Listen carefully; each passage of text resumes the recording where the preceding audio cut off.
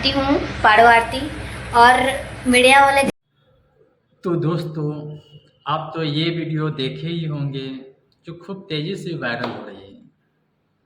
तो आप लोग एक ऑर्केस्ट्रा शो के दौरान जो वीडियो बहुत तेज़ी से वायरल हो रही है ये, और ये देखिए लड़की घर वाले अपने ससुराल में क्या बोल रही है लाइव वीडियो में, ये देखिए। सुनिए। आरती हूँ, पाड़ो आरती। और मीडिया वाले गए हुए थे मेरे ससुराल।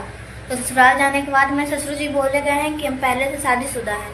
अच्छा, हम शादीशुदा थे तो आप प्रूफ दीजिए कि हम शादीशुदा हैं। प्रूफ दीजिए कि हम शादीशुदा हैं, कि शादी हुआ है मेरा।